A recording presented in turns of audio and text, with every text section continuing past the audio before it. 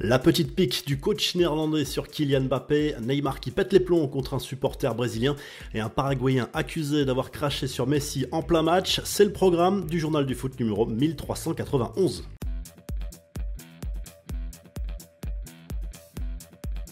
L'Euro 2024 est tout proche pour les Bleus, l'équipe de France peut valider sa qualification dès ce vendredi soir en cas de victoire aux Pays-Bas. Un match nul peut suffire si la Grèce ne gagne pas en Irlande. Côté compo, Didier Deschamps devrait aligner une équipe en 4-3-3 à Amsterdam devant Maignan.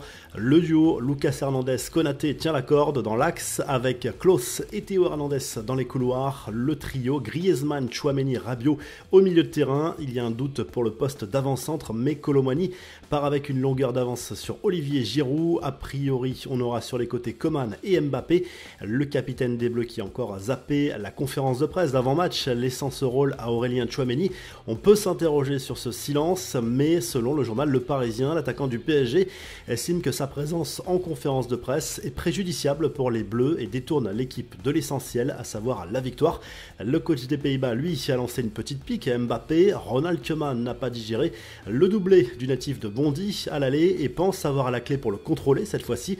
Si j'y crois, oui bien sûr. Est-ce que leur équipe est plus développée que la nôtre? Vous savez, j'ai vu le match entre le PSG et Newcastle et Kylian Mbappé a joué ce match, a lâché le sélectionneur néerlandais. On file en Amérique du Sud où l'on dispute les éliminatoires du Mondial 2026. Mauvaise opération pour le Brésil, tenu en échec à domicile par le Venezuela cette nuit. Une rencontre marquée par un incident en fin de match. Neymar a reçu une boîte de popcorn en pleine tête lancée par un supporter en regagnant les vestiaires.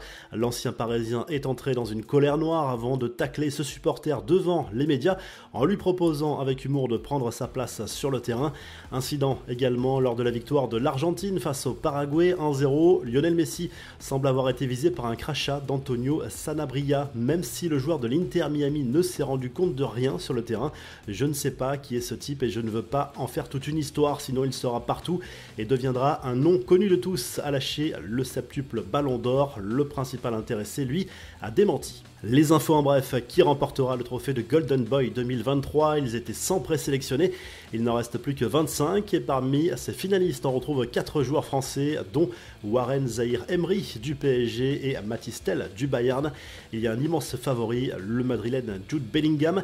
C'était annoncé depuis quelques jours, c'est désormais officiel. Christophe Galtier retrouve un poste d'entraîneur. Le technicien français s'est engagé avec Al Douaï au Qatar. Il était libre depuis son départ du PSG en juin dernier. Enfin, le tirage au sort de la CAN 2024. Le groupe de la mort est composé du Cameroun, du Sénégal, de la Guinée et de la Gambie. La Côte d'Ivoire est avec le Nigeria, le Ghana avec l'Égypte. L'Algérie a été plutôt épargnée avec l'Angola, la Mauritanie et le Burkina Faso. On termine avec la revue de presse en Espagne. Le journal Marca revient sur la victoire des Espagnols 2-0 contre l'Écosse dans le cadre des éliminatoires de l'Euro 2024. La qualification se rapproche pour les joueurs de Luis de la Fuente malgré un déplacement en Norvège dimanche à négocier. En Italie, la Gazette dello Sport se penche sur l'affaire qui touche Sandro Tonali et Nicolo Zaniolo, suspectés d'être impliqués dans plusieurs paris illégaux. Les forces de l'ordre italiennes ont fait irruption dans le rassemblement de la Nationale pour interroger les deux joueurs qui risquent une lourde sanction si les faits sont avérés. Et au Portugal, le journal O Jogo consacre sa une à Cristiano Ronaldo qui pourrait s'offrir un sacré record ce week-end. En cas de victoire du Portugal samedi contre la Slovaquie, la star d'Al Nasser aurait la garantie de disputer un 6e Euro dans sa carrière. Si le journal du foot vous a plu, n'oubliez pas de liker et de vous abonner et on se retrouve très rapidement pour un nouveau journal du foot.